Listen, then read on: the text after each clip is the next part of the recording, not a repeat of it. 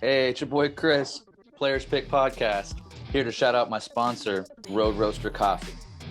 Road Roaster Coffee makes an amazing array of light, medium, and dark roasts. My favorite is this kick-ass right here. You can check out roadroastercoffee.com and use Players Pick as your coupon code for 20% off your very first order. Enjoy the pod. Players Pick Podcast, picks and perspective with Chrys Johnson. Palpable paradox. Yo, how are you? I'm good. How are you? Good. You look good in your fairy dungeon. Thank you. Yeah, I assumed that you would have such a thing, but one doesn't know until one knows. Now you know. Yeah. You look good. Thank you. So do you. Thanks. Congratulations on the album. Thank you. It's so good. I listened to it 3 times this morning. I've You. listened to it a bunch already, but like when it first came out, and I liked the last album too, but like something about this album just automatically like spoke more to me. Especially I really got into I Miss Dancing and Be Here For It. Those two back to back, like they're like a big contrast. And I was just jamming guitar like also to your stuff because that's what I do when I like music, I love that. That makes me so enjoyable. stoked. Thank you. Good. Yeah. And tell me, I mean, I know we're jumping right into it, but like I want to know, like, how did you do all of this yourself? I did all of it myself. Dude, it's Except so for good. I had a friend help me mix it because Sure. I'm not really a mixing engineer. But we mixed it together, which is fun too. So I definitely did some of the mixing also. Right on. So Yeah. you create it all at home. You do all the track beds and create everything from scratch on Create your everything own. from scratch, find samples, fuck up the samples, make them weird, make them my own so that can't tell where they came from. Mm. Make just a lot of the stuff in Ableton, like just using like the synths in Ableton. I like literally just got my actual first synth, so actual analog synth. So nothing on that album, it was all within the DAW. Oh wow. Okay, so Yeah. that's even cooler in a way because you're able to just do it all like wherever you're at. Yeah, it was all I had really, and then I had my instruments. I had to have some guitar on the album and obviously like quite a bit of flute and my Yes. voice. So yeah. Yeah, what a great thing to I know you've been playing flute a long time, and I've seen you out playing gigs for, like with other people and opening and stuff, doing the flute stuff and then some vocals, but then as you've been able to like produce your own records, like you've got all this great material to also do flute with, which I I think is amazing, know. Thanks. An, Yeah, an outlet. it's cool because like yeah, I mean when you met me, I think I was trying to do a lot of more collab type stuff. Just because I knew I wanted to be in the electronic world and so male dominated and everyone's like, yeah, I'll produce you. Yeah, come jam on this track, and I just got over it. I was like, no one gets what I'm trying to do. I know I have it all within myself to just do my own solo project, but I had no idea how to produce or use a DAW or anything. So I just was like, fuck it. I'm just gonna teach myself how to do it. It's so that's the mother of invention, right? It's like not like trying to collab, trying to like find the people that are going to hear or see your thing, and then you keep running into stuff. You're like, oh man, it's not quite, I mean, they don't get it. I mean, they're good, but they don't get it. And then you just have to carve it out for yourself and say, no, you know what? It looks like this, guys and gals, it's like this. And Exactly. you've done such a great job. It's such a cool mix of worlds. Like it's very you too. It's like, if you know anything about you, like all your personality is there, like, and you taught your lyrics talking about being a small person and like different all these there's all these things that are like embedded in it too. So anybody that's even just adjacent should like really enjoy it because it's like it's you. Oh man. I love it. Thank you. Thank you for saying that. I think that's always been my goal as an artist. Like I've just always wanted to just be me. And I just wanted people to just see it and get it. And when you have all the control over it, when it's just you doing it, it's like, oh, you can really do that. Yeah, and you get to, do unconventional things that people would advise you against, here and Oh there, whatever yeah. you want. You're like, I don't care. I'm doing that like way too many times, or I'm doing this in a way that somebody would say it's not commercially. You're like, I don't care. This is what has to happen. Yeah, exactly. Like I've people always want to give their opinions on what they think you should do, and people are like, you should just put out like an EP, like you should put out singles. And I'm like, I think I'm an album person. Like Mm. I've always loved albums, and I've always seen art as like storytelling too. And I think it's just, I mean, not that you can't tell a story with one song, because you absolutely can, but I just have these big dreams and visions for my dog. What's up, Woofa? What's the name? Her name is Baby Bruja. Hi, baby Bruja. Baby Witch. But Cute. yeah, I've always had like big imagination about this kind of stuff. And so I think I'm just more of an album artist. And yeah, you have to have some attention span for it for sure. But So was there something, I mean, there's cool, really, you did a really good job on the imagery, like the album cover, like, and everything with the like die by the sword, like imagery. And I mean, the lighting in that, I don't know who took that photo or how you crafted it or what, but that is so good. And then thank you. then the album starts off like where that image kind of like opens you up Yeah. to. It was all my concept, so I knew exactly what I wanted it to be. The guy who shot it and edited it is an old friend of mine named Joseph Corsentino, and he does really epic, like post-apocalyptic fantasy fairy art. And so, Mm. I mean, I met him, I want to say 15, 20 years ago or something, and I was like a little baby model, and I shot for him like for his series back in the day. So he's like a longtime collaborator, and it's just really cool that he gets me too. And I'm just like, hey, I have this vision. This is what I want. And he's like, we could definitely do that. So Mm. Well, that's also part of what I love about being an artist and like watching other artists that are in control of their output, exclusively in a way, is that I love seeing how they represent themselves. Sometimes it's like super serious and like, sometimes it's like this, yours feels like this really cool blend of like, there's something to be said here, but also like watch me do art in front of you. Like I'm doing art. Like it's an artistic statement. It's the way it feels when I see how you represent your projects, so yeah, super cool. it's definitely serious, like the amount of work and the amount of passion and that goes into it. But it's also like playful and fantastical and imaginative. So yeah, and that's like who I am as a person. So I just always want my art to reflect that. I mean, there's a lot of like, in the lyrics and stuff, there's like some like tongue-in-cheek stuff happening here and there too, just like a self-awareness there that I never want to lose that, with the art, not stay too serious, Yeah, I can appreciate that. And that's definitely the vibe I get. It's like yeah, obviously there's lots of content that feels very serious and sincere in the album and in your work, but it's not when the fairy part, the kind of the mythical part, and there's like all these little blends of like just what you like to dabble in, and it all shows up there. So yeah, just again, really, really cool. And I was curious, like, I mean, is there an overarching, like, what would you want people to kind of come away with like after experiencing your music and your art?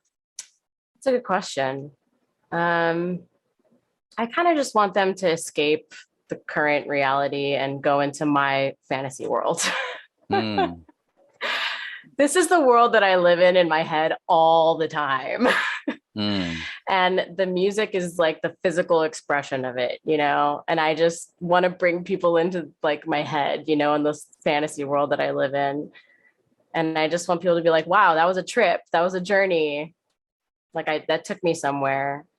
Yeah, that's great. And I can tell that like it's like a bit of a there's a dark kind of vibe on. It's like dark, like, but like not. It's not like a, you know, like a, it's not super dark, but it's dark in a way that is kind of like also like peeking up at the light.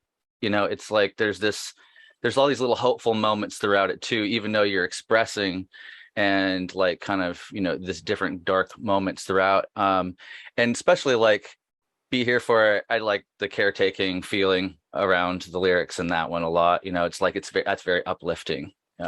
So it's just cool to like to know somebody is writing cool lyrics and creating a whole like almost new genre here, you know, in this I way. love that. Yeah, it's super cool. So and it's like that's when I know that when I hear something like this and I'm like, oh, like I don't really know of anything quite like this, you I know? love that. And I I'm love like, that. oh, good job, Minnie. Like that's what I mean, and usually like I have to hear it a few times and I'm like, oh, okay. Like it was cool the first couple times, but like now I'm starting to get it. You know, like I get the vibe. Like you said, it's an album thing. It's not just like a 1 or 2 song thing. Right.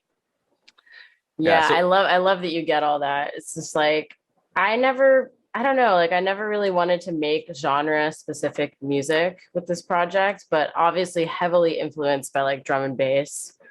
Definitely a junglist. I love drum and bass. But it's not really drum and bass. It's kind of just like my own thing. yeah, just influenced by For sure. Yeah. who are a few of your like influences in the vocal department? Is there anybody that like inspires you there, like to do what you do? I mean, probably my number one musical inspiration, and probably a lot of artists say this, is David Bowie. He's definitely like my number one inspiration. I don't know if that like comes through in the music at all, but it definitely has guided me a lot. Just to like be sincere, to be unique, to be your weird self, your the quirks in your voice, you know, let them be, you know. And I would say probably Bjork influenced me a lot when I was younger. I listened to a lot of Bjork. I think people definitely hear that when they hear the vocals. Yeah. Yeah. And then I love jazz, you know, like Ella Fitzgerald is probably my favorite vocalist ever. And so I don't know if any of these things really come through. No, but that totally actually outlines it for me. Now that you put those 3, Bjork, Ella Fitzgerald, and David Bowie, I totally get it. It like all makes sense, especially because you're like, there's an element of you being freer than it. I don't know, because you're not like you're not trying to like recreate somebody else's thing. And because of that, like that feels Bowie to me. And you know, his natural, he would just quirk out and have little different things about him that you're just like, who is this guy? Well, who does he think he is? You know, like he being all himself and not like everyone else. And then you have to really enjoy Bowie. You have to, most of his material, you have to listen to it multiple times. And for sure. Right. And then you have these aha moments like, oh, that I finally, I think they means this. Oh, okay. That's cool. You know? Yeah. So catch me up. Like, how have you weathered the storm? I mean, the pandemic, and like, it's been a few years, like and for those that don't know, I want to state it now. Like Minnie is such a great friend and was so nice. When I was first starting this podcast, I was like, with my buddy Drew, and I was like, I don't know how we're trying to figure out like an intro music to this podcast. And the vocals you hear, the voiceover you hear every episode is Minnie. She's the one. Me. Yeah. And so 3-ish years ago, I finally made it to the podcast. Yeah, I mean, hey, I had to get at least 100 episodes underneath my belt before I got to the real big fish, you know? Shit. I gotta have a lot of practice. Yeah. I want to be ready for you, you know? Yeah, but so you helped me. You were one of the kind souls that helped me kind of start this project in this parallel side way. And I'm still so thankful every time I edit together the intro thing. I'm like, there's Minnie again. Oh, thanks, Minnie. Thanks, Minnie. So like I have to say thanks, Minnie, every time I do a pod, you know? You're welcome, Chrys. Yes. Saint Minnie, blessing every pod. Oh, yeah. I love that.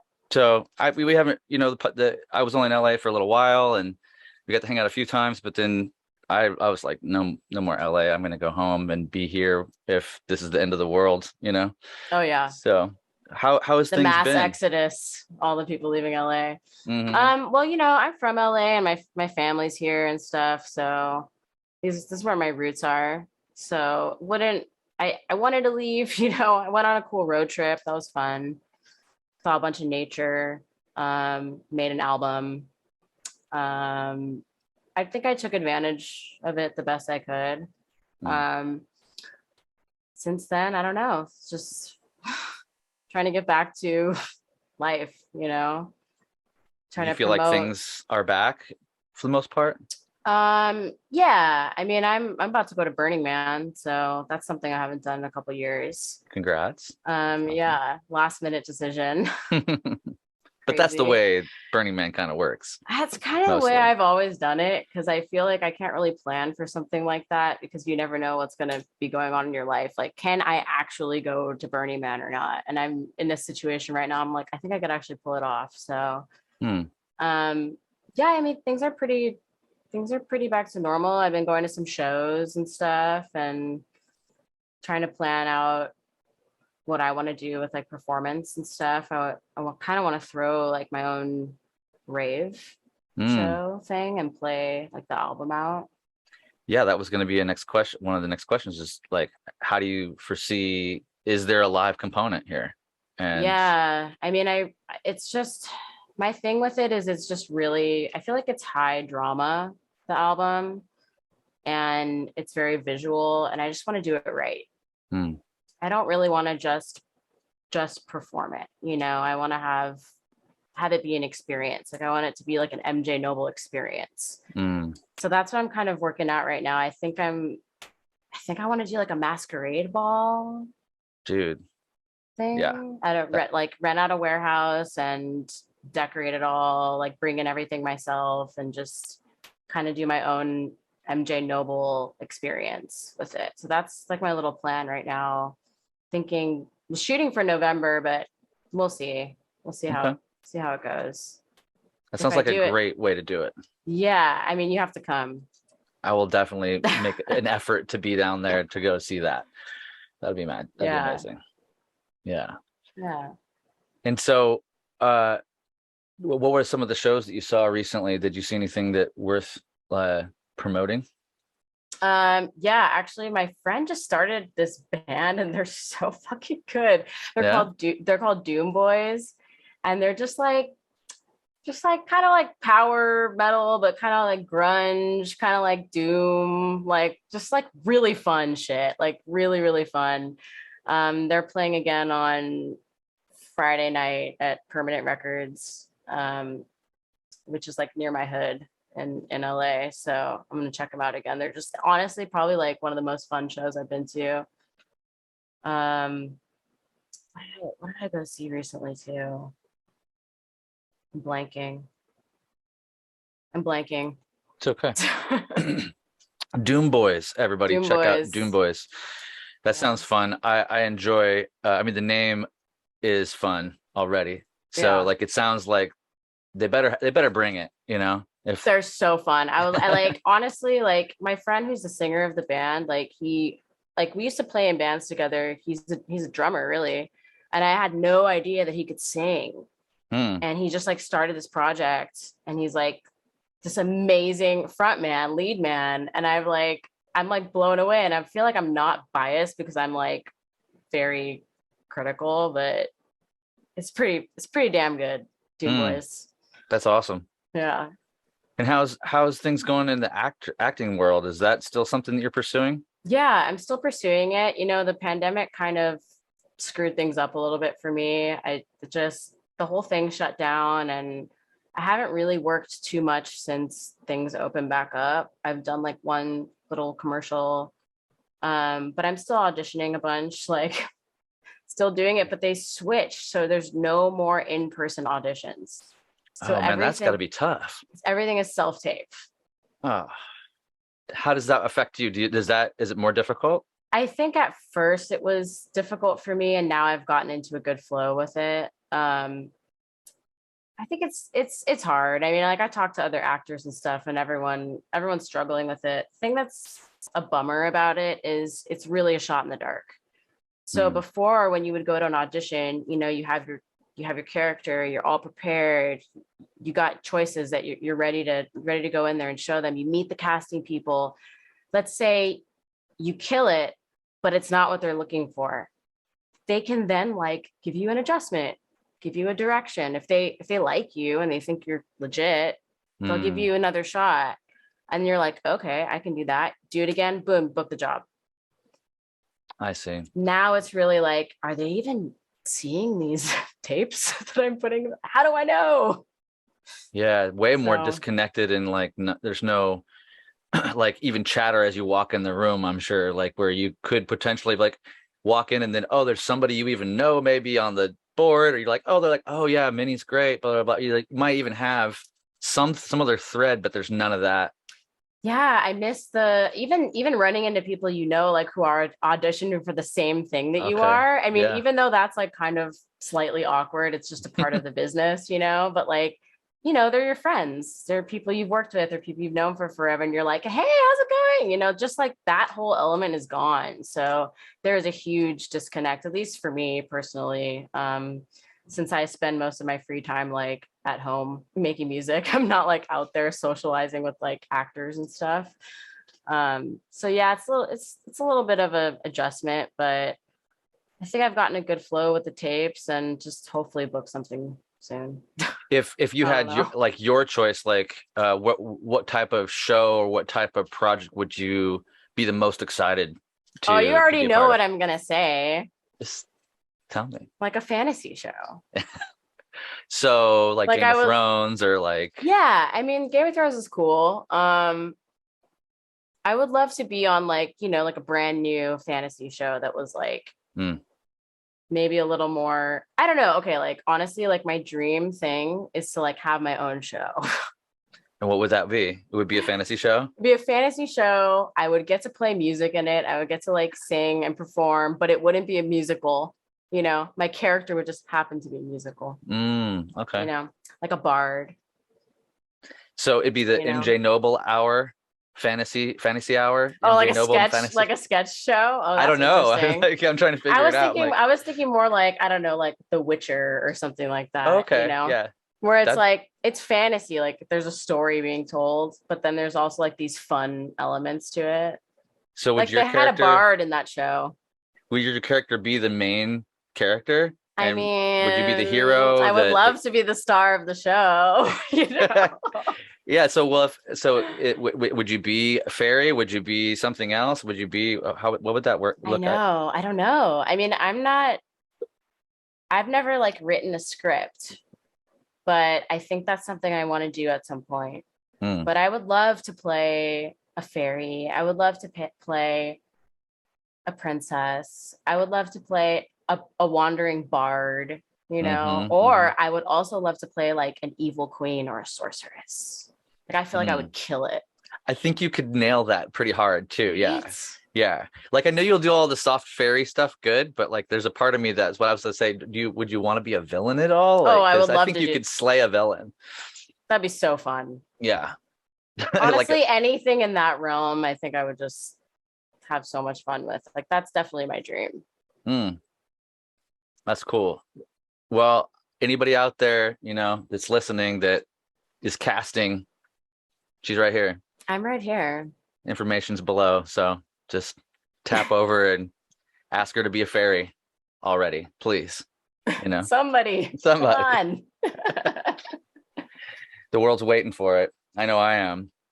Oh, Yeah, I mean, I want to see people aspire to the things that make their heart sing, that like feel like that they that puts them in that real resonant space, right? So like, there's all these things that we can try out in life, and we try on all these different kinds of hats and faces and masks, especially actors and actresses, right? Like mm-hmm. you try out all these different things, and there's certain things that we're kind of predisposed and kind of like can just flow right into and feel really resonant with. And I'm always hoping that for all my best friends and all the people I Yeah. work with, right? So I want to see you resonate up into that vibration. Yeah, I mean, I think like that's what's so cool about doing music is you get to create that for yourself too. With acting, you have such, I mean, such little control over what parts you're gonna get, Mm, and if you're gonna get anything at all. It's just so competitive, and they're always looking for something so specific. And you are like yes, you can transform into different characters, but at the end of the day, you're still you. And if they're not looking for you, it's not personal. But sure. you don't have control over it. So I just feel really grateful that I have music and I get to just like play this character, within Mm. my music. That's what I'm saying. Maybe the character of in the music gets expanded out. Maybe there's a script or a way to, embellish upon such a thing into a MJ Noble fantasy hour. I don't It would know. be amazing. Yeah. That would be my dream, Yeah. honestly, That'd because be then I really could cool. just do what I want. Yeah. And a lot of creative minds, that's where they end up. It's like, oh, nobody's offering me the thing. I just got to create the thing. I got to Right. go find the pieces and put them together and see if that can elevate the situation. It's just like about funding. It's about, trying to find the right people to work with on the back end, because obviously film, so much more. I Oh mean, my God, you have to have an entire fucking crew, and yeah, it's a lot. it's a It's a lot. lot. Yeah. Even making music videos is a lot. Yeah. The way you want to make them. Yeah, of course. Like, Yeah. you know, the average band just needs like a couple of cameras and out in the field. The Doom Boys probably can handle it, on a block downtown somewhere in LA or whatever. But like the way, you probably have to find something, a nice location for you, and then add in cool, CGI and all this other stuff too, I imagine. Yeah. I mean, definitely that's where my imagination goes with it. So, Are you still into practicing the Kundalini? dude, I kind of fell out of it. Yeah. I mean, I love it and I miss it so much though. But I'm Hmm. gonna tell you something, they don't really teach it in LA anymore the way they Really? used to. Yeah, because there was a big scandal with the guy who started it. Oh, right. Right. That's still Um, like a thing, I mean, it obviously. turns out that he was like a total predator and stuff. Boo. So, I mean, right, duh, because we can't have anything nice. Nice. Nothing. Like everything's just fucked up, like some assholes involved. Um, so that's a bummer. But the practice I think is still really amazing and really powerful. And I still use some of the tools that I've learned within it. But like my old studio closed down, like a lot of my teachers that were teaching it even through the pandemic via Zoom and stuff, they don't even do it anymore. Like, Hmm. so I haven't really found a place to actually practice Kundalini. I see. Um, I know there probably are some spots like more on the west side, but I'm on the east side. I don't know. I do really miss it though. It's very activating for me. Yeah, I remember you getting a lot out of it.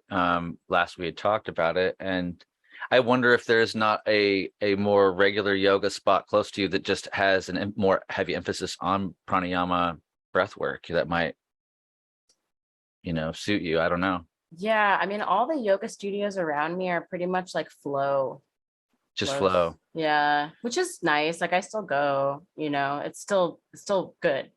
Yeah. It's still good, but it's not quite the same. Like taking Kundalini and doing all that breath work and all that repetitive movement and everything and the mantras and all of that with just like my third eye and like my lucid dreaming and like just all that was like tripping, during Mm. class. Like I was on shrooms or something just for the breath work. Like, Yeah, I believe it. You're yeah. supposed to be able to release DMT into the body through breath Oh, work. 1000%. So, I've gone on crazy like vision quests and stuff.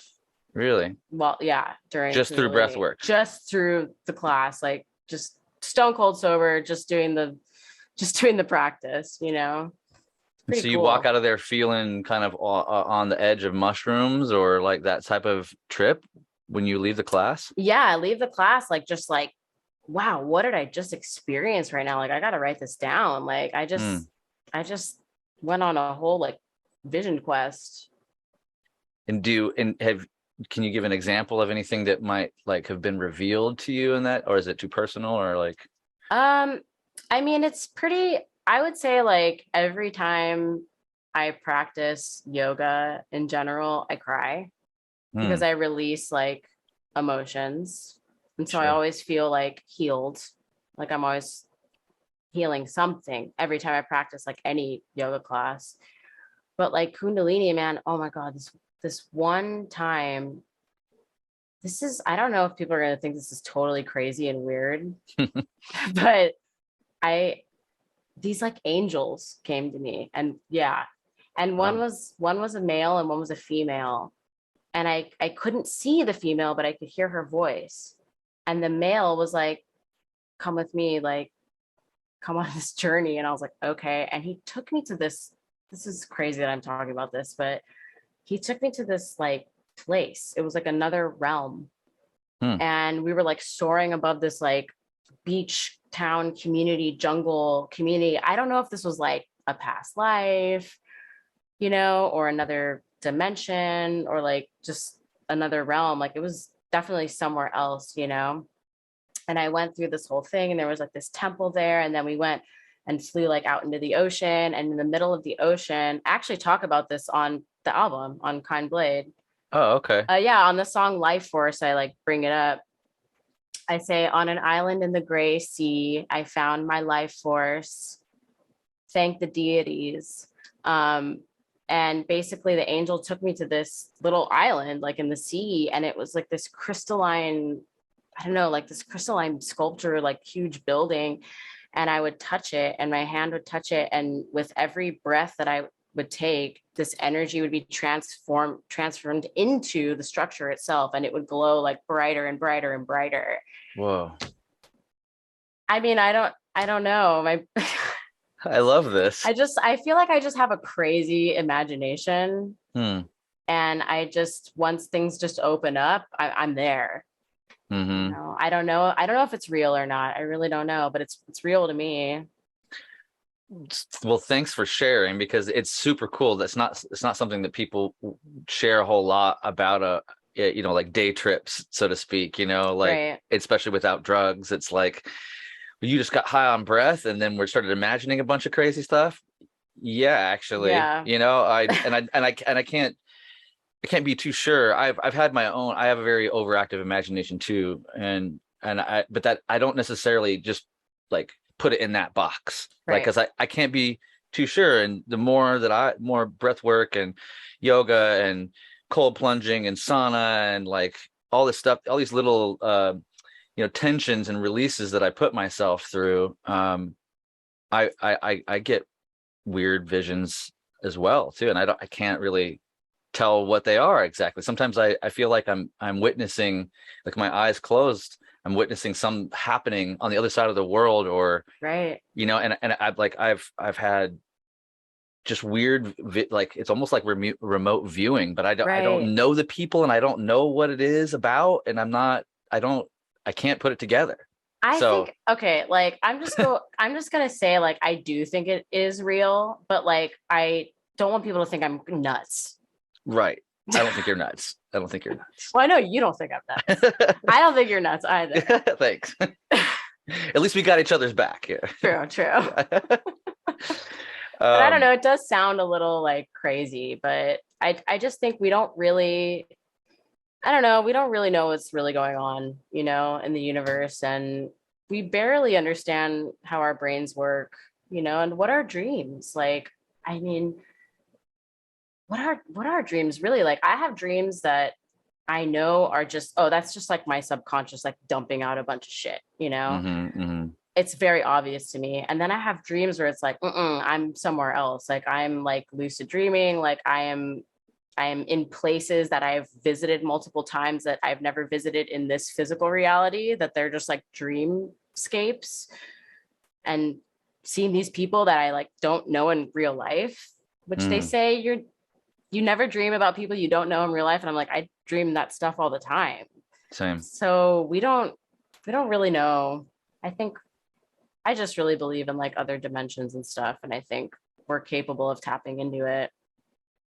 Absolutely. Matter of fact, I would even share with you this interesting thing that I actually taught a couple of classes about this recently, or just kind of introduced the idea to the classes as a part of like the verbal framework for a yoga class recently. And it was something that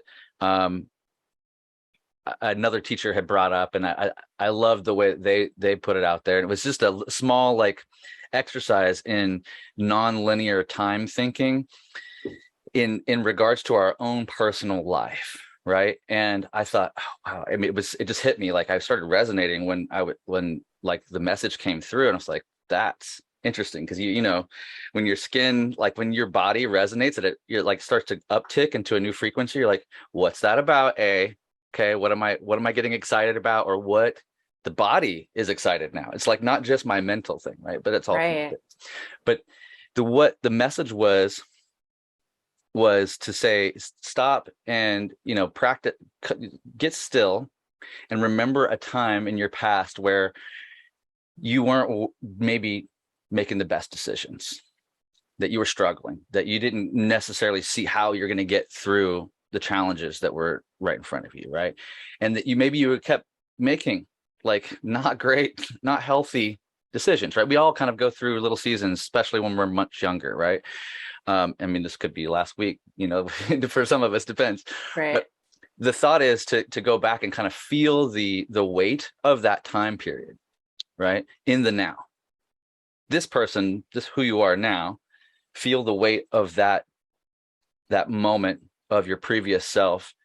And if you can look back and kind of reframe that time period, because sometimes we'll shame ourselves. A lot of times we'll shame, but like, oh, I was such a douchebag. I was such a bitch back in the day because of X, Y, or Z. And we make up these ways of like, you know, trying to be okay with it or whatever, self-deprecation. But if you can look back with forgiveness and, you know, imagine whispering in the previous version of yourself's ear saying, it's okay. You're going to make the right choices. I'm here now. Right. And you made it. So you're forgiven, like, do what you got to do, like ease back, like you're going to make the right choice eventually, right? Because if time isn't linear, then that is your future self or your higher self guiding you in that moment. 100%. Amazing. So that's the first little part of it. Okay, so as you kind of heap forgiveness on this previous version of yourself, and it immediately has the potential to change your now right now, because you say, hey, previous self, I got you. So that previous self goes, which that resonates all the way into the very moment that we find ourselves at, right? And simultaneously, you are open to and potentially can hear your future self whispering in your ear right now about, hey, the things that you're going through right now, the things you can't see, I got you. You're good. Yeah. Don't trip. Like, I'm here now. Right. Ease back, be yourself, you know, move with grace and dignity, and do the things that you need to do. Even if you screw it up, it's okay if you screw it up. You're not supposed to get it right every time. Like you can potentially hear that, or your version of that voice resonating from the future around the corner, down the street. Right. I love that. Oh, like, so I don't know. That's just a time travel, non-linear, like multi-layered universe type of thinking, you know? I mean, I think it's so real. I really do. One of my best friends, she left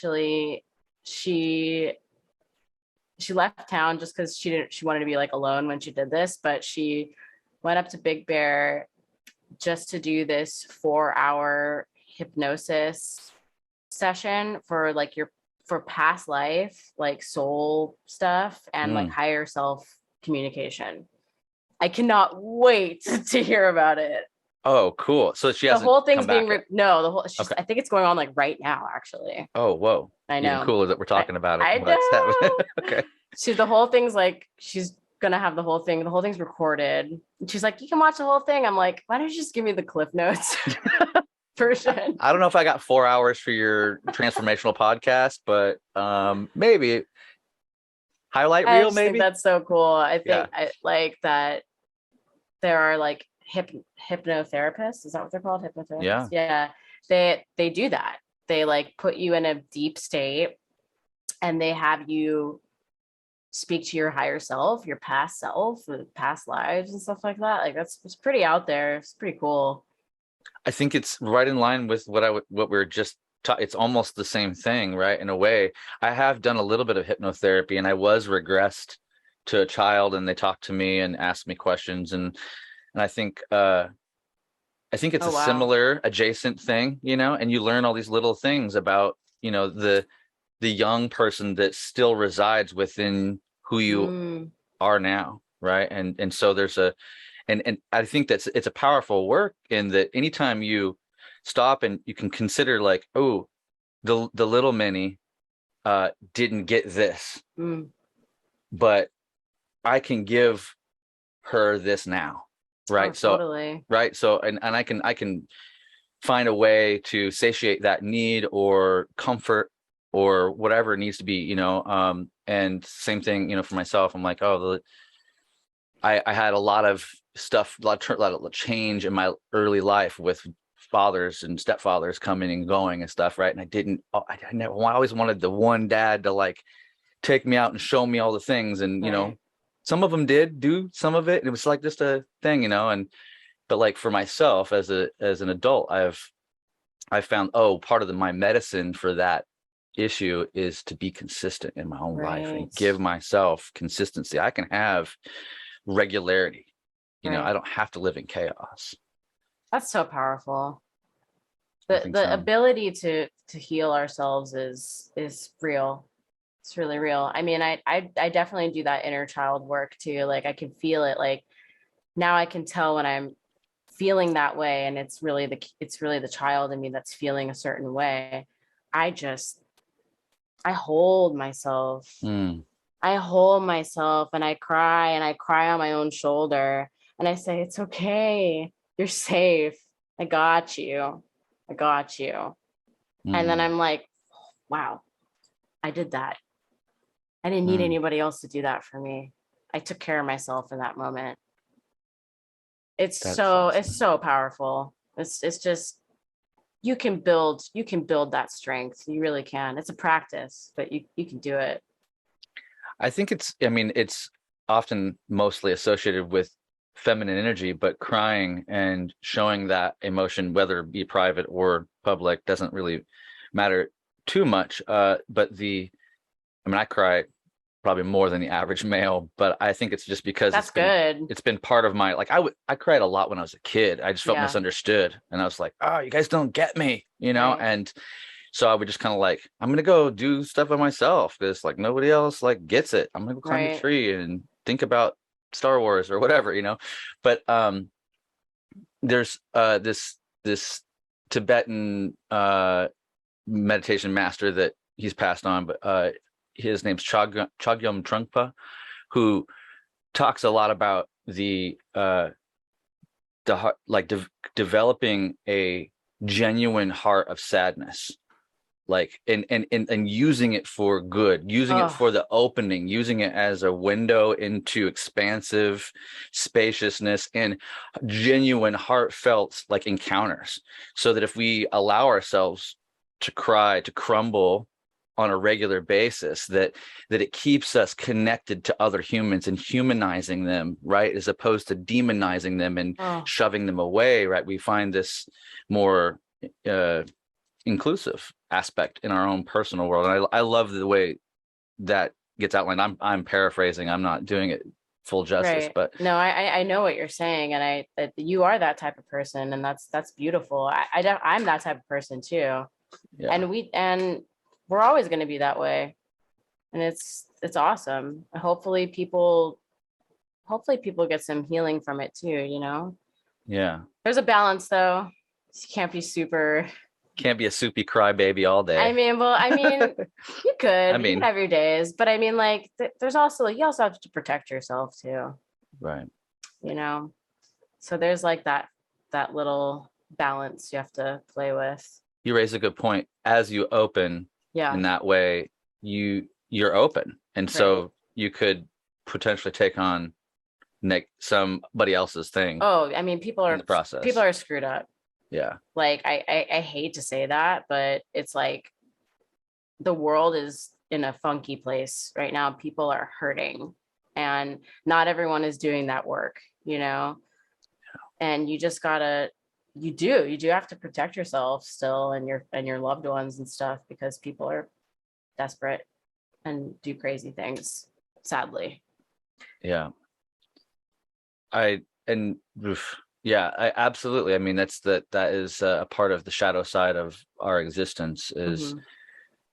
dealing with the mundane evil all the way up to the grotesque evil. You Right. know, and I would even call it. I mean, I say evil now, but I mean that's a placeholder word for darkness, or however you want to, look at it. It doesn't necessarily mean the Christian aspect of that, No. but also including that, up to and including that way of seeing it. It depends. Everybody's little world is so different. It's all, like the way that your parents raised you, gives I you know. this really unique outlook, and same for me. Everyone's got their own shit, man. It's really Yeah. true. That's the other thing I realized recently in like my healing journey, is that, and this is just a recent thing that I have like felt like, I don't know, over the past like 2 weeks or something. The people who've done like horrible things to you, right? Like despicable, horrible things, right? You know it was bad, you know you didn't deserve it, but you take it on. You take on that pain as like a part of you. Mm, And comes a certain point where you can't anymore. And you have to realize that it was never about you. It's mm, always about them. Always. And that's really sad, actually.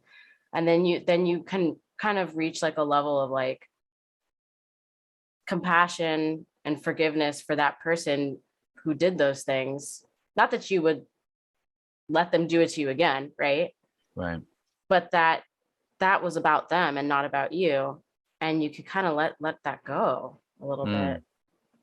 That's getting outside of your, that's a moment of objectivity on some Yeah. level, right? Or some level of it, because, and I wonder, I mean, for a long time, I was always at the effect. Like I remember in my youth, like I felt like I was always at the effect of like what everybody said, somebody said. And I still struggle with it at times because I'm a people pleaser. I'm like trying to recover from that, on Right. some level. And because I want people to like me, because I felt like I had a deficit in, early years, and I wasn't a popular kid, any of these things. And I just, it's not like it's a big problem, but these are the little bits of like psychic struggle that I Right. encounter at times. I'm like, oh, why am I doing? Oh, God, I'm just like on autopilot trying to make somebody like me, and it doesn't matter. They don't need to like me.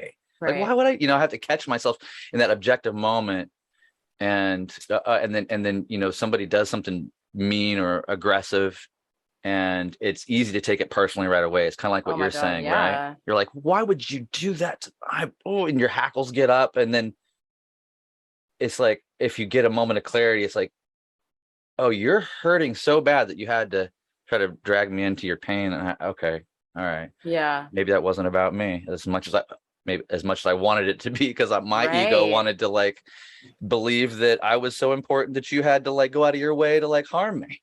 That's Right. an interesting one too, right? Right. It's like, Wow.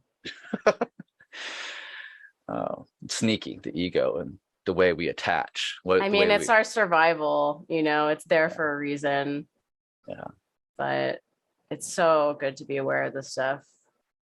agreed.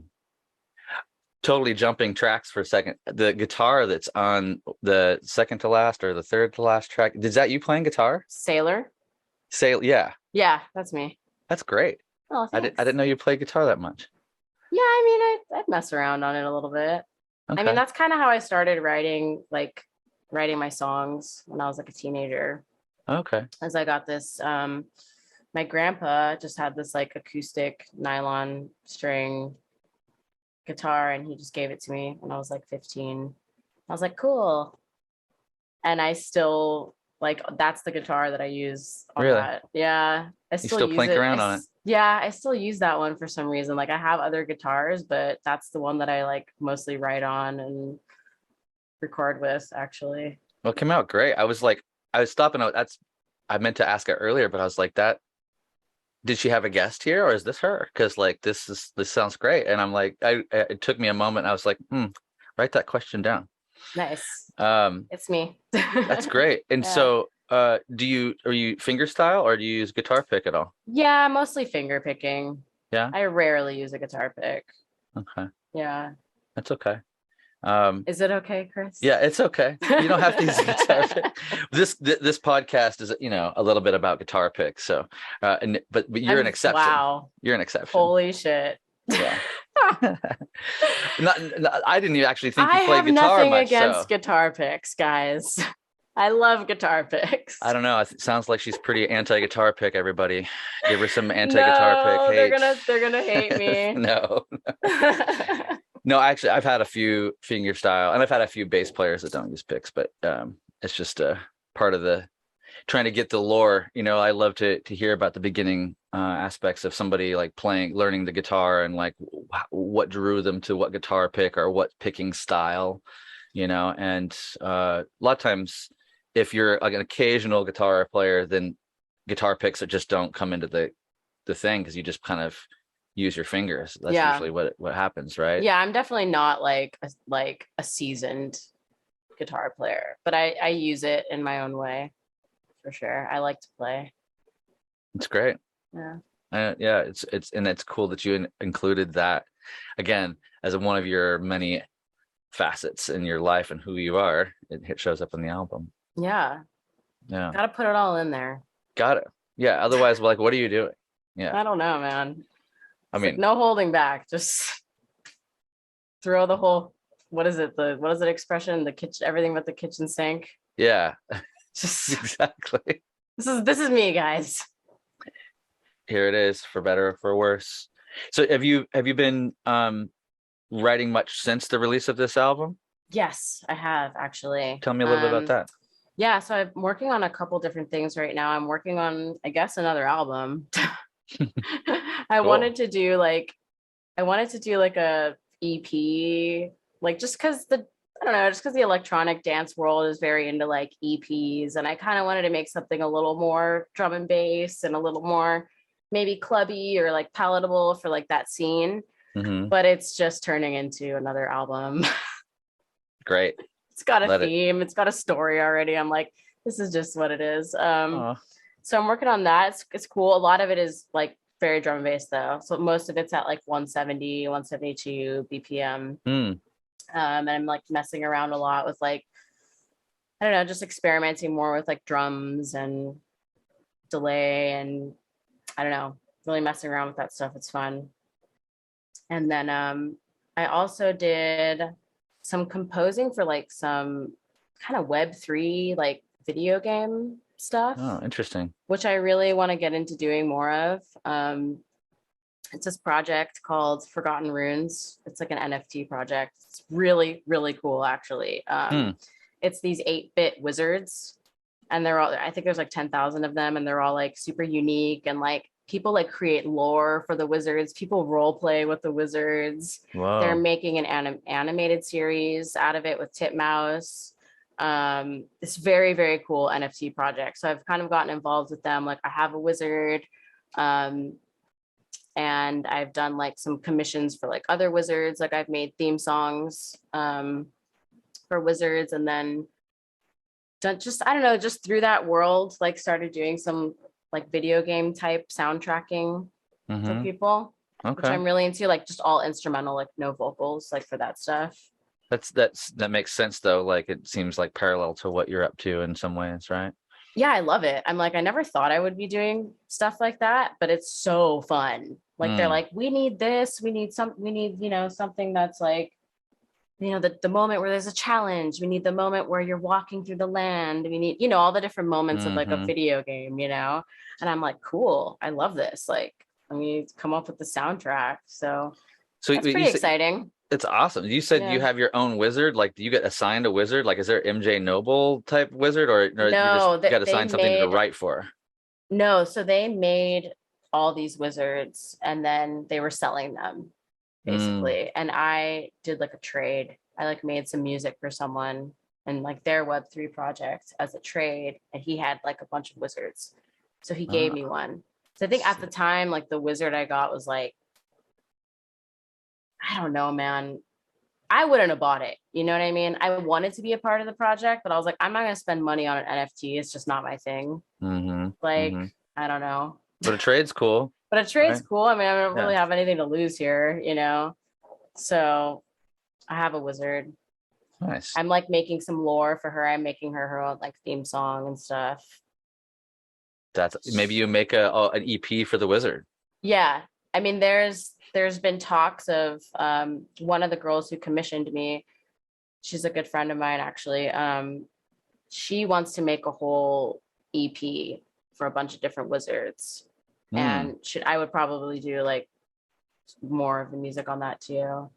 But like the theme song I did for her wizard, like is pretty cool. It's on Spotify too. I'll send it to you. Okay. Yeah, definitely send me that. Yeah, it's called the White Lady. The White Lady. Like do you know like La Llorona? Like the Mexican like folklore I of La don't. Llorona. There's like a character in like many different cultures of this ghost woman who's like all in white, and she's like very like vengeful, like, and she'll come and like steal your babies from you, or like it's different in different cultures. And her wizard is basically that. She got the White Lady, which was like that character basically. I see. So I made a theme song for her. Okay. Yeah. That's rad. Yeah. That's cool too. Like all this type of stuff it all is very like parallel, or just adjacent from the acting and because you're assuming roles and then writing into these different character pieces. So I it's interesting to see that your talent like just spills over in these different directions. It's so fun. Yeah, that's cool. That's really cool. And you obviously enjoy it, so that's what's nice. Yeah, I love it. It was cool too to like it's cool to like be getting commissions where like people have an idea. They have a story that they want to tell, and they just throw all these different things at you, something like this and something like this. And you're like, when you first look at it, you're like, how are all those things going to go together? And then you're just like, all right, fuck it, just start making it and see what happens. And then it like comes together and they're like stoked. And you're like, yes, I can do this. Yeah, that's badass. Well, that's kind of, it's almost so yeah, like it's wonderful when somebody comes, because when you're playing the role of producer and creator, and it's everybody else's kind of assets, right? For the most part, they're like the themes and stuff, and then you kind of just fill in the blank. You're like, oh, you want like this? Okay, I got the BPM about right here. I got like the thing, and you slowly kind of dial it into their vision through your filter. Yeah, it's really nice to actually have that experience, like as a composer, like to have something that they have their idea and you're like, I can bring this to life. Like this is really fun. For your own stuff, how do you start? Do you start because you're such a vocalist, a guitarist, a flautist, and EDM producer and composer and stuff, like do you commonly start at the same place, or does the flute start the thing, or sometimes the vocal melody start the thing and then you're off to the races, or how does that work for you? All over the place. It's like chaos. Like I feel like I'm just in like a constant state of creating. So like I'll just be, let's just say I'm like driving to work or something, and all of a sudden I like this something comes to me. I take out my phone and just record what comes to me. Like I have like 1,000 voice notes on my phone of ideas. I just feel like I'm in that state like constantly. And so let's just say, I don't know, like the other night I was like hanging out with my mom. It was getting late. I was like, I'm gonna go home and watch this show that I've been wanting to watch. I got home and I opened up my computer and I did not watch the show. I just opened up Ableton and I started with drums. I mean, I don't know. Sometimes it's just like starting with programming the drums, and then you think of a bass line, or sure. Sometimes a lot of times I have the vocal stuff first, but it's really just like a chaotic, I don't know. It's like different every time. Well, it's cool to hear either way. I mean, I kind of do similar things. I almost always, as a guitar player, I'm always starting with drums. I'm just like listening through my drum libraries and like, oh, I love the way that's a slumpy thing. And then Yeah. I'm like, okay, just throw it into Logic and then grab my bass and see if I can make something, like I'm I'm always marveled at creators and creative type people, especially in the music department, where they can hear something, especially I think it happens more so with vocalists. I don't know, but like where they hear something and then they have to go and like figure out how to get it out of their head, like that it won't leave them alone type of thing, where I'm like it's very vaguely that I'm not that way. I'm mostly like, oh, what's here right now? Oh, that's a cool beat. Okay, let me see if I can do something. Oh, did I do something to it? Oh, okay, cool. And then I just kind of like I'm guessing every layer. I'm like, I don't even know, intuiting it, like Yeah. I'm not sure where it comes from. And sometimes it's good, sometimes it's but you have to I mean, I play the think, numbers, right? yeah, I mean, that's what you got to do. You have to be like improving and having it come from like a genuine place. Because I think like I can tell when something is like phoned in. Like I can tell when something is like, oh, they were really trying to do this with this. And Mm, it sounds like a thousand other things that sound exactly like that. mm. But for me, I never approach writing that way. It always comes from like a genuine, like improvisational, intuitive place. I just think that that's where the best shit comes from. Well, and I give you a lot of props also too in this whole scheme of things too, because as anyone that knows about like stepping out away from like creating within a genre, right? Like they know that like it's easy to be misunderstood. It's easy to like not because you don't have an automatic audience. Like there's not a Right. built-in thing. You're like, oh, for fans of Built to Spill, for fans of Pearl Jam, for fans of this DJ or that producer or whatever, like you don't Right. have that to like rely on necessarily. So you're always kind of stepping out fresh and going, fuck it, here we go. It's a little scary. It's a Yeah. little scary. I'm not gonna lie, because you really have no idea if people are gonna be into it or not. You're like, I don't know. I like it, but I really don't know. Yeah. Like Yeah. even my label, like when he was kind of writing like his little PR pitches, he's like, who would you say who would you say fans of yours might also be into? I was like, God, I don't know, Bjork. That was like really like the Grimes, Yeah, sure. but then it doesn't really sound like that stuff. So it's like I don't really know if those people even would like my shit. I really don't know. Right. Yeah, you can definitely, I mean, like we said earlier, you could definitely say influenced by, but that doesn't mean sounds like, No, right? So right, it's hard to distinguish sometimes when again, when you're kind of floating out there and you've not really heard anybody do the thing that you're doing. So you can't be like, it's very clearly like, I'm just a big fan of this band and I just do my version of it. It's not right, that, right? right. So, I know. I hope that, I hope it kind of like opens up a doorway for other artists who, I don't know. You asked me earlier like what I hope that my music does too. I do really hope that it inspires people to like do their own unique thing. I And love like, that. yeah, and I love how you said that it's kind of like a new genre, and like that's sick. Like honestly, like if I could look back at my life and be like, I created a new genre and like other people like started doing what I was doing, like Mm, that would right. be like the biggest. I would just be so pleased with myself and my life if that would to be what came of it. So I don't know. I'm just gonna keep writing with it, and see where it goes. Yeah, I think once you're have a third album in the genre and beyond, it's a fit whether it gets big or not, you've created a theme. You've created a thread, right? That somebody can go back and trace and go, Right. oh, like there's three or four or five or six examples, and my brother like was we he and I would talk about existential and creation stuff all the time, and um, I have a little hip hop project that is my own little flavor that I play around with, and I'm like, I don't expect like three or four of my friends to even like care, and I'm not even worried about it. but I have fun doing it. And he's like encouraging me. He's like, ah, man, don't worry about like being what somebody else wants. Like that's not, you got, I'm just, he was like reminding me, like just do the thing that like feels good. If you're having fun, like put it out, don't put it out, doesn't matter.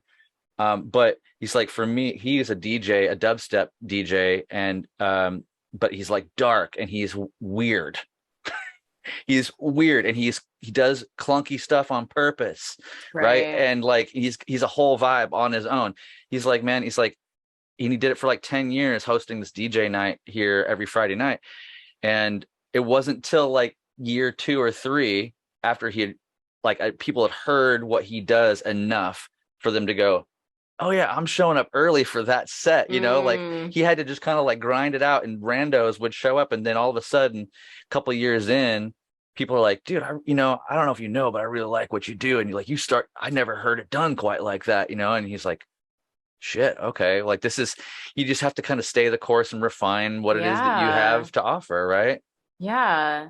I mean, there's so many people in the world. Like you're not the only one that's going to be into the shit that you're into, it's thankfully it's just going to takes time, when it's different. It just takes time. People are also like, people are also like scared to like approve of something before it's been approved by other people. That's the truth. That is the truth. It's kind of pathetic, but like whatever. I mean, super pathetic, but like you're right. It's like a very, I'll wait until enough of this. You guys all think it's cool? Yeah, I think it's cool. There's a lot of that. Like, it's really obvious to like real artists. Like you see it all. It's really obvious. Yeah. Yeah. And it's also kind of, I don't know if I would say if it's like the opposite, but there's an interesting thing where, how do I put it? Like, it's like when an artist is already big and kind of doing their own thing and they step out again, I love like how surprised I can be, even though I already know that Kendrick Lamar is like a total like artist. Like, I already know that he didn't have to put out this new latest album for me to know artist to the nth degree, right? Like, he's gonna surprise me, and he's gonna like make me stretch a little bit. Like, I'm gonna hear it, and I'm gonna like, oh, I'm gonna be uncomfortable at some point. Thankfully, like, good art should kind of grind you a little bit. It shouldn't always comfort you, right? Because otherwise, there's no opening, there's no awakening, right? Like, if I don't want my art to lull you to sleep. That's not my goal, right? No. So a good artist usually is about like kind of shaking you up and challenging your belief system. Is this good? 1,000%. Right? And so like, I think I was listening to some of the Kendrick with my buddy Don, and he like, Kendrick comes in with some like weird high pitched voice, and he's like, bro, we can't do that. Like, how does he get away with doing? I mean, he's normalizing a thing that if almost anybody else did it, we'd all laugh at him and go, pff. But we hear Kendrick do it, and we're like, bro, that's next level. And I'm like, I know. What is that? What is that? Some people can just like, do the most gobbledygook, like with seemingly random thing and make it be the coolest shit of all time. It's a gift. I don't know. Yeah, I'm like, okay, if that's, we don't have what he has, that's all it is. It's what it's like, I don't know why, but I do know why, but that reminded me of Kate Bush a little bit, because like when I first heard her voice, I was like, what is this shit? Like, I immediately did not like it for some reason, but now she's like one of my favorite artists ever, vocalists ever. That's another influence of mine. Forgot to mention her. Definitely. She's great. But she's got this one song, the saxophone song. I don't know. And like, yeah, it's a great song. But she literally goes, dabba dabba doo, and it's like, she made dabba dabba doo just sound so sick. Yeah, apparently you're allowed to do that.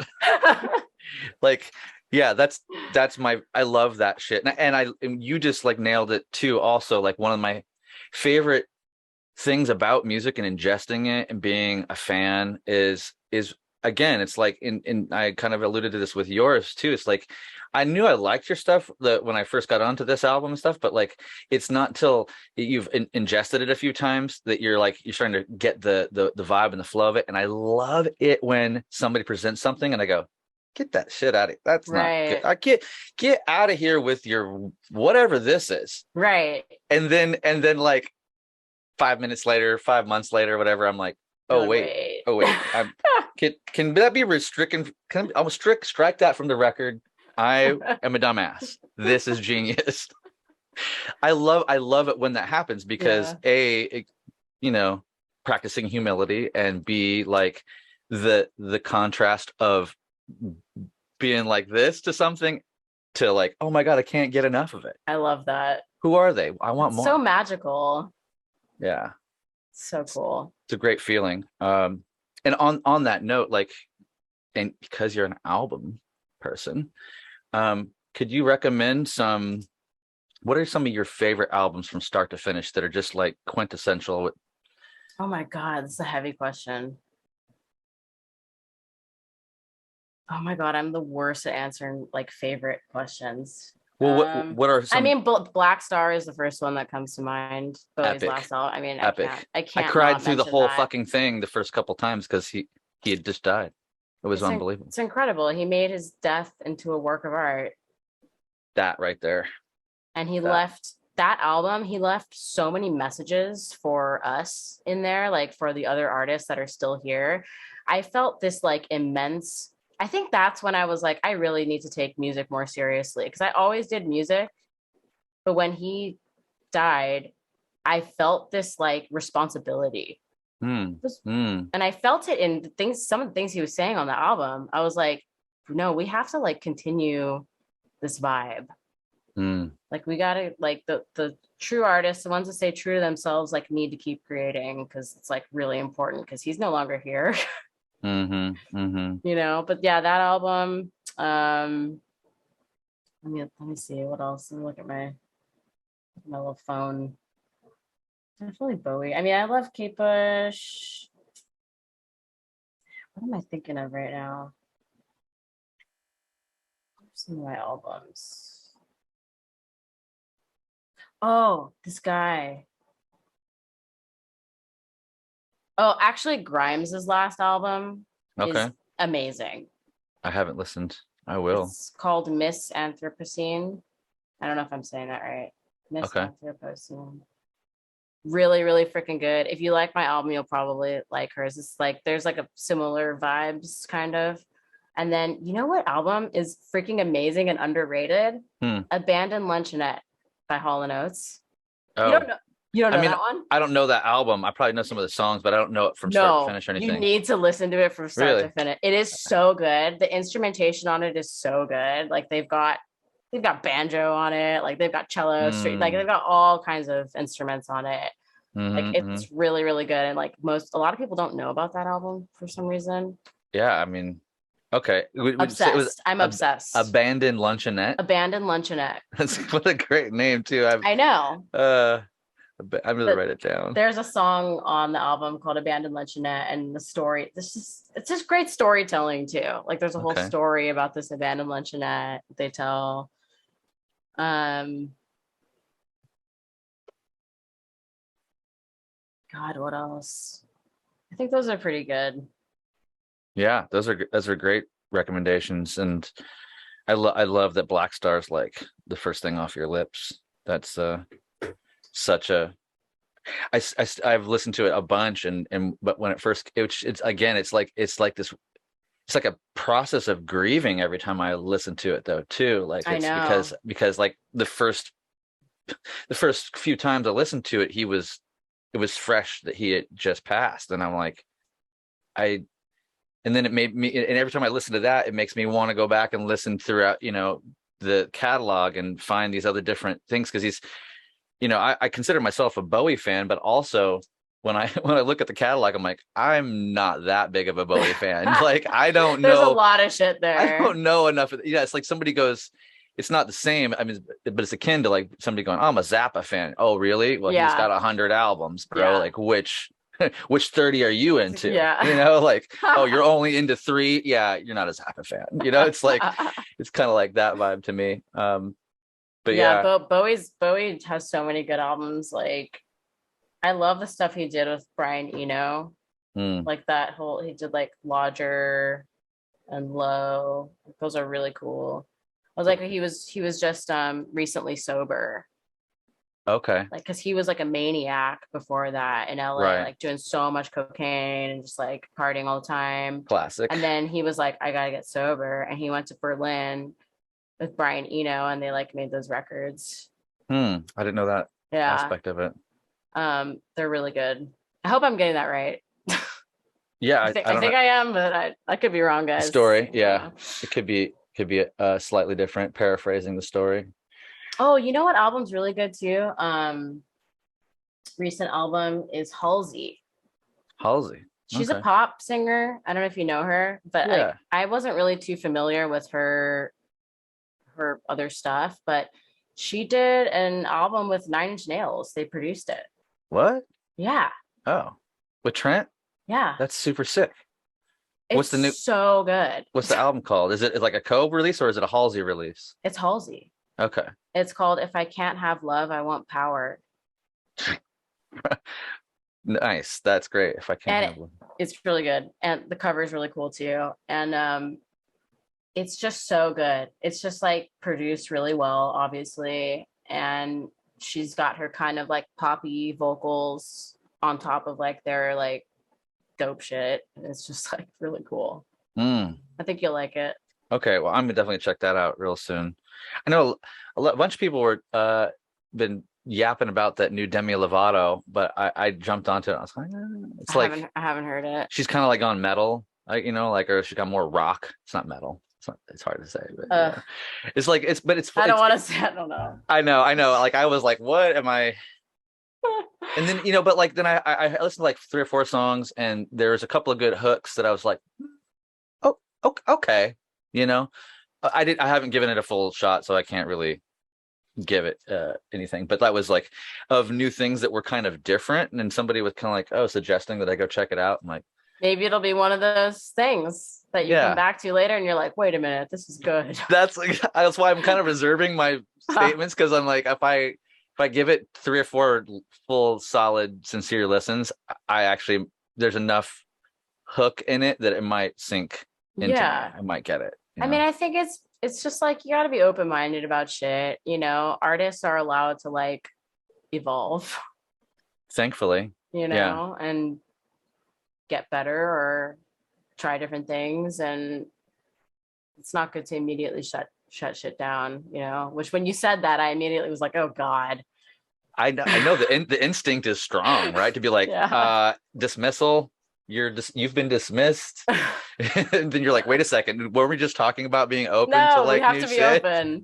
We have to be open. Yeah, no, I know. It's like that's the the nature of being in a body and having preferences. Yeah. Is like we just do this thing where I prefer it this way. Well, you've never had it this way, so how do you know you don't want that? Oh, well, I mean, I just know I like it this way. Don't knock it till you try it. Yeah, that's right. I'm gonna do better at that. Gotta do better at that. Well, that's awesome. Thank you for the recommendations. I love talking albums with people that are into albums and like long form content, and because you're obviously like predisposed to making long form content at this point, like it's one of those things where in some ways it's a lost art. There's only a handful of people that are really trying to make albums anymore. And so whenever I can talk about it with somebody that is in that headspace as well, I like to, because I want future generations to know that like it's, there's more to music than a 30-second Instagram clip, right? Or a TikTok clip. Yeah, TikTok. Oh my God. Exactly. Yeah. It is like definitely is changing the way that people like consume music, but the real ones are always going to recognize the real shit. Kids are smart. True. I was gonna say this morning as I was driving home from yoga class, I saw some young kids, probably junior high or high school, walking by and the girl had a Smashing Pumpkins shirt on. I was like, there I is love hope. it. There's I fucking love hope. it. Like, you know, like I wanted to, if I had the right angle, I wanted to take a picture and like meme it out, be like, there's hope in the world. Like I witnessed it today, you know, because I love it. I feel like that was my generation. I feel like that was, you know, the 90s, late 90s and early 2000s. I mean, think about it. Like, I mean, when I was in high school, I was like listening to like old classic shit, you know. Exactly. I was not listening to like the current pop stuff, you know. I was like going back and getting like the older stuff, and I was like, wow, it's so sick. So like there's gotta be those cool kids that are doing that now. It's just weird to think that like Smashing Pumpkins is like classic for anybody on the planet. That's just It's because I'm weird to still think stuck. that we're old. Yeah, that's what I'm trying to say. That without saying that, but yeah, exactly. It's like, wow. But like literally, the '90s are like in, you know, in a place where when we were younger, like our '70s and '60s and '70s, Right. you know, were that far away to us. You know, like, oh, the Right. Jimi Hendrix and the Led Zeppelins, oh, that's cool, you know. And Now now they're like Kurt Cobain. they're like, dude, back in the day, there was this guy named Kurt Cobain. There was this whole movement. Do you guys know about Seattle? There was a thing called grunge. And it's like, I know those conversations are happening, It's right? so cool. Yeah, it is rad. It's like, Yeah. it's like, and all they right. probably think it's so cool that like you got to be around for that shit, you know? Some of them, yeah. Some of them, yeah. Like, I mean, I think it's so cool that my mom, like, you know, saw the Beatles and was like screaming her brains out, and saw the Stones and Prince for the first time, and you know, all that shit. That's amazing. Yeah. My one of my good friends' mom, Pam, she got kissed by Jim Morrison. She was in the front of a Doors show. She was in the audience. She was in the, she got kissed. Oh my god. By Jim. I'm like, yo, dude, that's like so retardedly like legendary. Sorry for my R word, but that's just the way it is. It was crazy. Oh my god. That you couldn't even do that now. Yeah. No. Because of all the laws and, you know. Well, those big, that's like in the day, they didn't That's have true. those like gates, you know, the Right. barriers, right? In the same way. And they just had like screaming girls at the front, you know, oh my God. And then he like Oh my bends god. down, gives her a smooch. I'm like, okay, that's rad. That's amazing. I love it. I'm into it. Yeah, I have a couple friends that have of my dad's era. You know, they talk about seeing Black Sabbath and Jimi Hendrix and all that stuff, and it's the same thing. It's like I'm like, oh well, I've seen Pantera, you know, this many times live, and they're like, what, bro? I'm like, yeah, dude. Like that was They're about to go on tour again. I know, with Zach. That's kind of crazy. Yeah. I mean, what do you think about that? I think it's cool. That's who I saw. I saw his band recently. Oh, Black Label? Yeah. It was a Nice. sick show. I bet. He put on such a good show. I was like blown away. I believe it. Yeah. He is a great performer. Yeah. I love Zach so much because he's still a kid, and like in this big body that like is very Viking-esque, and it's like the way I try to describe him when he performs and it's his thing, it's his time to shine. It's like he hasn't forgotten what it was like to be in the crowd and be like watching your guitar hero.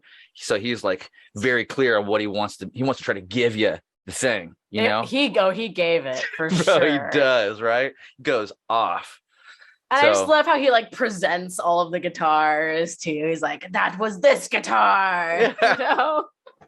It's just so good. It kind of feels like, you know, like Viking. It feels like Oh, old world in a totally. way, right? Viking-esque in this kind of his appearance and the way he's just like, I am man with guitar.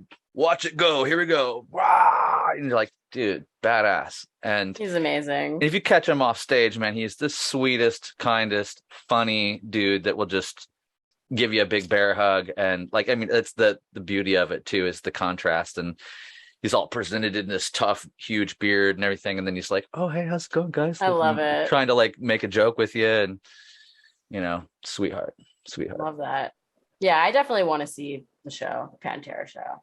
Yeah, I do too. I mean, I saw that band originally a bunch of times and it was good. And I think that Phil and Rex have every, you know, they have every reason to want to play that music still, right? Yeah. Like they help co-write it. They're legendary in their own right. It sucks that the brothers are not around, but Zach will do a good job. Charlie on drums will do a great job, and a whole generation of people that didn't ever see that music ever performed live will get to. Exactly. And it's And it's Dimebag's good best buddy. music. Exactly. Exactly. Right. It's So the spirit of it is still there, and it's fucking good music. yeah.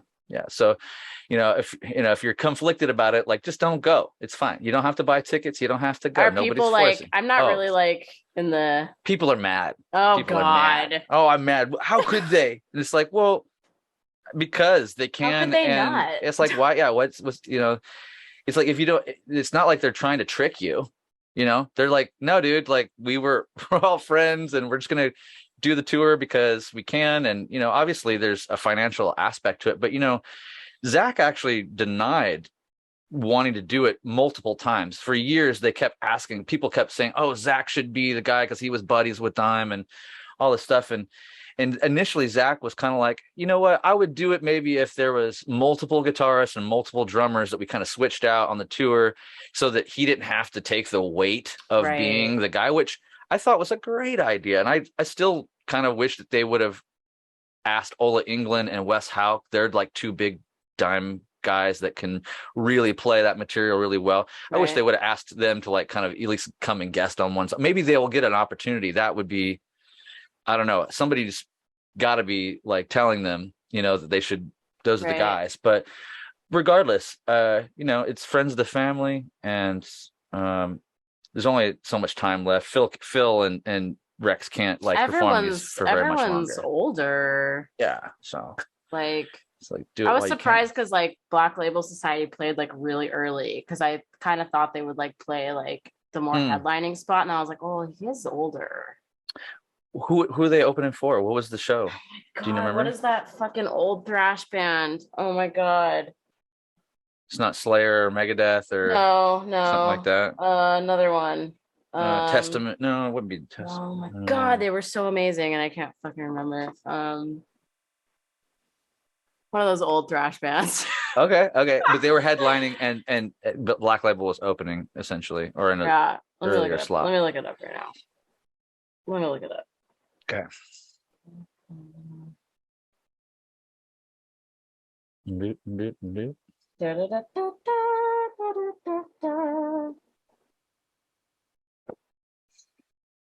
Who was it? Man, I have the worst memory. That's right. It probably keeps you more present. It does, actually. Like people will be like, you told me that story already, and I'm like, I did. Oh, I get caught on that all the time. I mean, I have a pretty good memory. But... Oh, with Anthrax.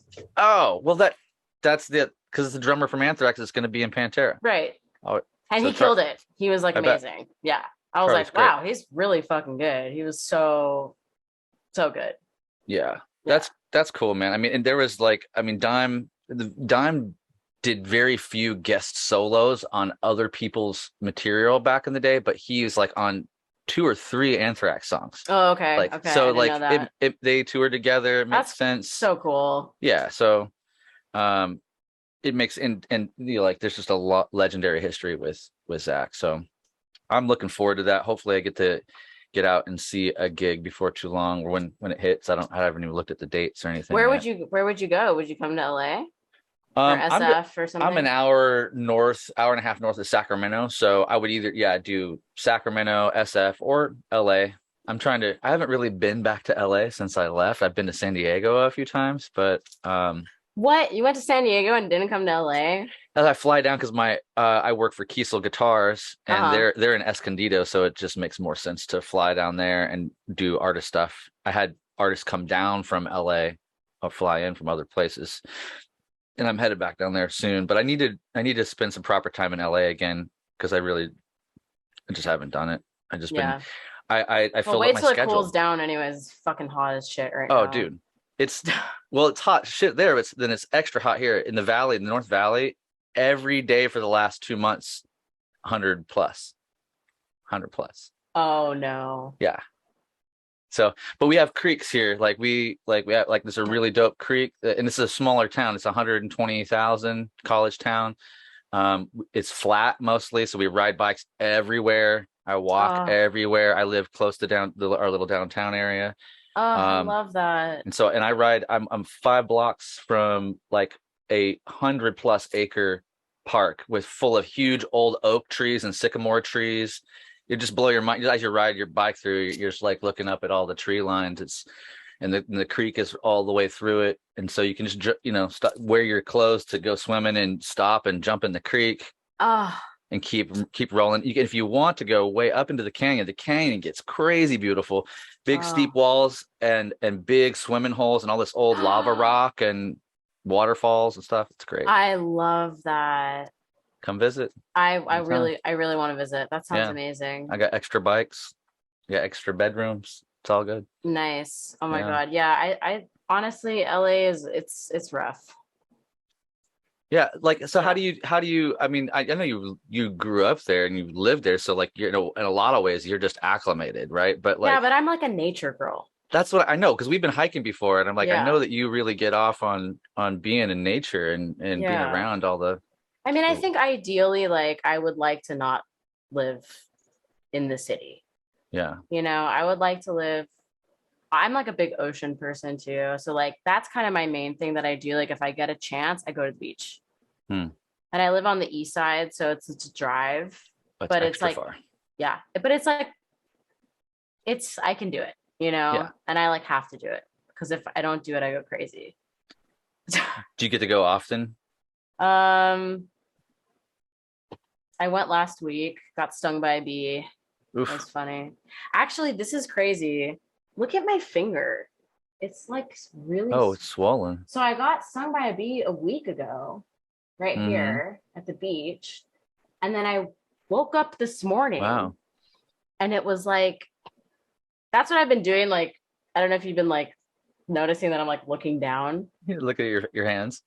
I've been looking at my finger this whole time because it's like all fucked up. Are you allergic at all? You're not allergic? Too allergic then? Not allergic. Not that I know of. I mean, obviously like it hurt a little bit when I got stung and then like the swelling went down. It was fine. But then I woke up this morning. I went to the beach last Thursday. So it's been a week and now it's all like weird again. Have you ever messed with cold water, like to reduce inflammation or anything? I know about cold water. Yeah. Yeah. Like just soak your hands in cold water. Yeah, I was doing it before we got on the call. I had like an ice pack on it too, but I think maybe cold ice water. I can't believe you know about cold water. It's crazy, right? Of all the things that you could know about and that I know about too, cold water. Wow. It's crazy. It's amazing. Only the real small ones know. World. Yeah. Exactly. That's my silliness. Well, I appreciate you hanging out with me, and this has been great. Thank you so much, Minni. Oh my God, thank you. You're So amazing. much fun. You're amazing. I'm so glad that I got to be on this. Yeah, and thanks for being a part of the podcast in this, passive way. But every episode has Minni Jo included. So you bless every episode with your amazing voice, and I can't be more thankful. I hope that people that listen to this that don't know who you are, that are more like in the shreddy world, drop off and they check out your stuff. To check out your stuff, it's MJ Noble on Spotify. But I think, can you type Minni Jo in there? Will it pop up? I don't think so. Okay. So MJ Noble. If you search Minni Jo, like other things will come up, like my acting stuff, or like I had like a little acoustic project. So the Minni Jo music is like acoustic stuff. Okay, so separate. Yeah, it's separate. So MJ Noble. Yeah, check it out, guys. Cool. You might like it. Yeah, I think a lot of people will. Thankfully, we have, even though I have a lot of guitarists and shred heads that follow this podcast, there's a lot of people that get into the philosophical side of the podcast and like and just checking out new stuff. So it seems like we have a good following. Awesome. Yeah. Hell yeah. Hope you have a great rest of your day. Let's be in touch, and like whenever you're ready to escape to LA, like come to North State. Oh damn, dude, I can't wait. Honestly, thank you. Cool. Thanks so much, Minnie. You're welcome. Thank you for having me. Of course. Talk to you soon. Okay, bye. Bye. Players Pick Podcast, Picks and Perspective with Chrys Johnson. Pool table. Players Pick Podcast is brought to you in part by our good friends at Dunlop Guitar Products, Kiesel Custom Guitars, and our favorite new coffee company, Road Roaster Coffee. Use coupon code PLAYERSPICK for 20% off your first order at roadroastercoffee.com. Pretend.